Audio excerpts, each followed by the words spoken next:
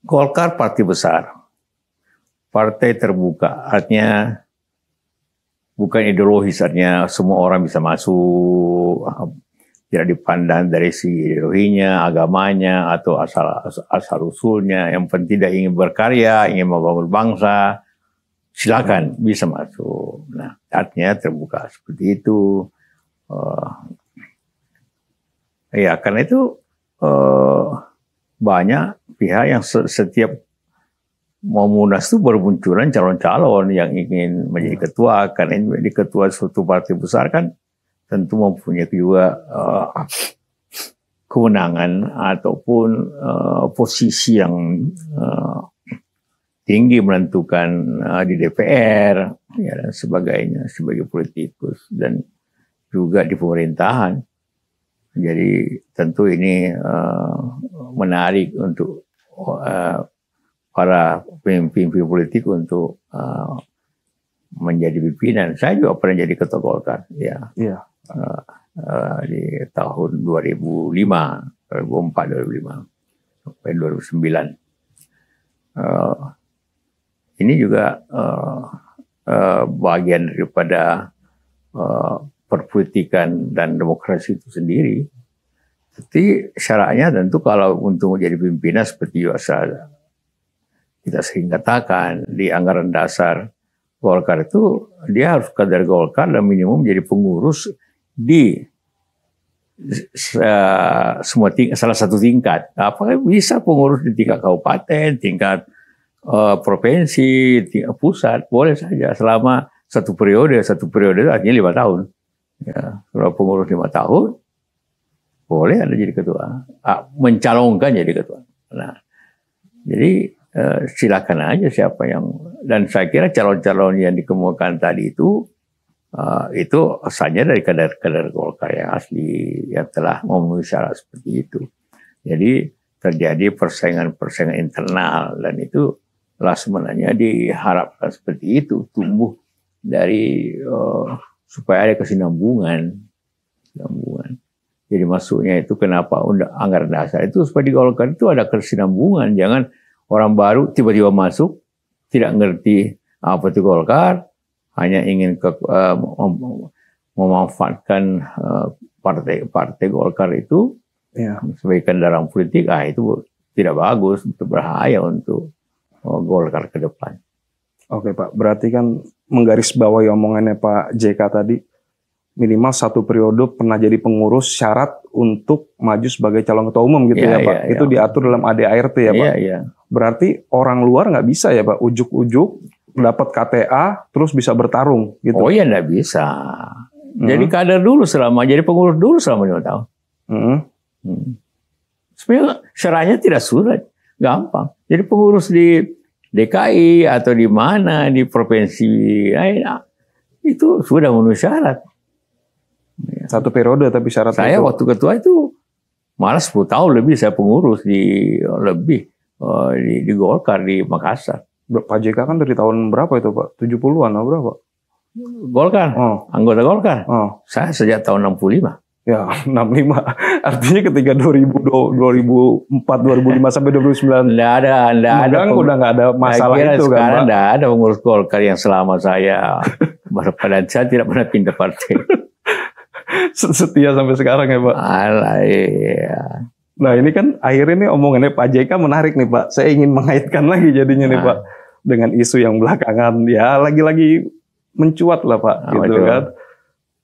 Ya kalau tadi Pak JK bilang seseorang misalnya dia nanti menjabat legislatif eksekutif dia seimbang gitu kan, biar bisa berjalan lah gitu Pak. Kontrolnya bisa, pemerintah punya agenda apa di DPR-nya tidak dipersulit lah gitu Pak, paling enggak. Nah ini kan belakangan nama Pak Jokowi, Mas Gibran ini kan masuk nih, katanya mau masuk Golkar, bakal disiapkan kursi jadi ketua umum.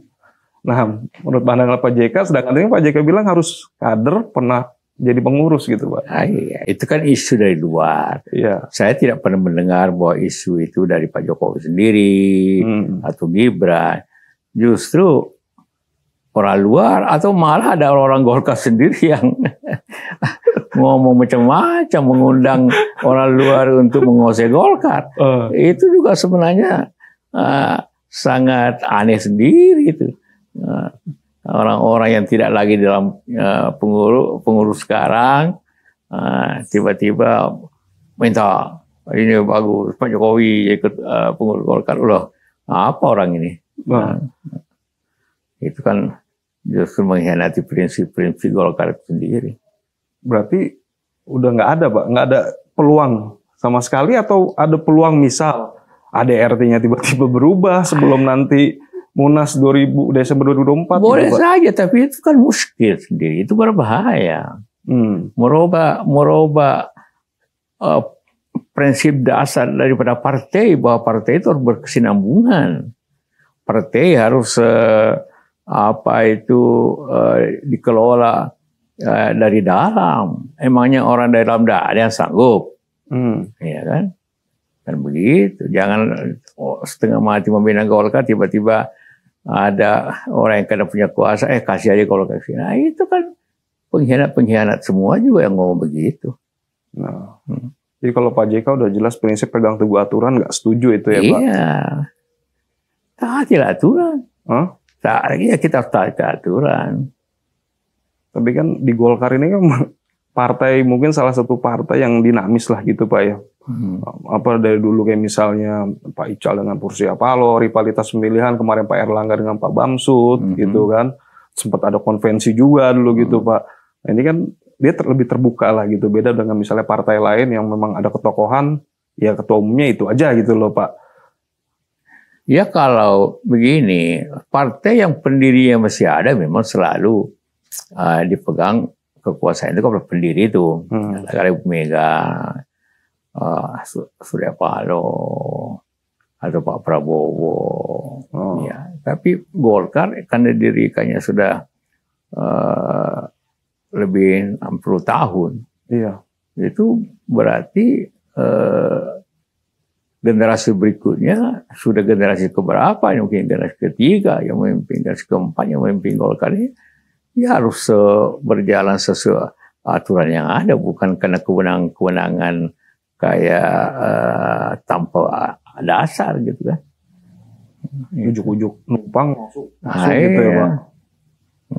Nah itu kan di Golkar juga sampai hari ini kan di beberapa posisi penting itu kan juga masih ada yang senior juga, ada Pak Luhut, ada Pak Agung Laksono, Pak Abu Rizal, Pak Akbar Tanjung.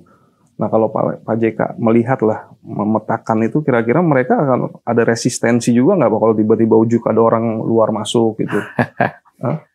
Ya, kalau kita lihat beberapa hari yang lalu pernyataan daripada pimpinan-pimpinan itu, senior-senior itu, Pak Luhut, Ical, Erlangga, ya janganlah dipengaruhi dari luar. Ya itu bagus, betul lah itu. Jangan dari luar. Di luar artinya tidak tahu apa-apa Golkar langsung jadi ketua. Janganlah, jadi pengurus. Ya, harus. Dan itu prinsip suatu organisasi yang ingin berkelanjutan harus begitu. Iya. Ya. Taat kepada aturan, jangan ada apa-apa rubah aturannya. Berarti kalau ada sampai gitu, Pak JK salah satu kader senior akan bersuara keras lah Pak ya, menolak itu ya Pak. Saya kan tidak aktif lagi di pengurusan. Iya, tapi kan masih suaranya paling nggak kan masih didengar. Iya, kalau ada masalah Golkar biasanya minta saya untuk waktu mau pecah sehingga hampir tidak ikut pemilu. Nah, kedatangan semua ya saya satukan lagi antara Ical dengan Agung, selesai. Kemarin juga pada bulan tahun lalu mau dimunaslukan, ya kita kumpul ya para senior, jangan, hanya tidak terjadi. Iya, kemarin kan sebelum resmi memberikan dukungan itu kan panas juga Pak, ya kan Pak Erlangga didesak segera memutuskan posisi Golkar gitu Pak. Iya. Waktu itu kan Munas mengamanatkan bahwa yang calon itu adalah ketua umum harus calon. Ya saya memahami itu. Kemudian turun lagi jadi wakil. Tapi semua tidak terjadi. Ya saya sendiri berpendapat ya kalau memang Munas tidak diperhatikan ya sudah, saya juga tentu kita semua bebas untuk mempunyai pandangan tersendiri. Ya, karena Munas sendiri tidak bisa dilaksanakan hasil Munas. Itu kan di internal tuh kan tokoh-tokohnya kan sangat banyak gitu Pak. Emang menyatukan tuh nggak sulit Pak? Masih Pak JK ngomong gitu kan. Terus nanti takutnya yang satu arahnya mau ke sini, ini ke sini gitu. Nah, itu cara Pak JK gimana tuh merangkul berbagai? Ya biasa lah. Kita kumpul yang senior-senior itu bisa menjaga itu. Tanpa kepentingan apa-apa ya, hanya ingin menjaga Golkar agar tetap berfungsi sesuai dengan apa yang diamanatkan oleh konstitusi kita, undang dasar ataupun tradisi Golkar. Iya. Ini Golkar 2024 ini meskipun masih di bawah PDIP, cuman kemungkinannya ini ya Pak, dapat kursinya bisa lebih banyak ya Pak? Iya, sebenarnya begini. Kalau kekaryaan tetap kuat Golkar, karena dulu golongan karya. Kenapa Golkar sejak tahun 90-an menurun, 90 akhir 90-an, 99. Karena di setiap 5 tahun ada partai yang didirikan oleh kader-kader Golkar. Nah, iya Pak. Mulai apakah itu bukan kader, waktu itu orang mulai tahun 2004 ada Hanura, kemudian ada Gerindra, ada Nasdem. Itu kan semua jebolan orang-orang Golkar semua kan. Jadi akhirnya partai Golkarnya menurun. Kalau dijumlahkan itu kembali, itu tetap lebih 40% sebenarnya. Darah Golkar itu. Iya, jadi menurunnya bukan apa-apa karena pecah-pecah gitu kan. Iya. Pak, kasih inilah Pak sedikit, kalau tadi kan udah jelas sikap Pak JK udah jelas ya Pak untuk posisi next lah nanti yang bakal mimpin Golkar.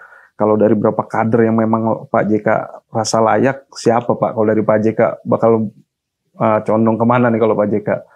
Ya, nama-nama yang Anda sebut tadi semua wajah, punya pengalaman di partai, punya pengalaman di politik, pengalaman di pemerintahan.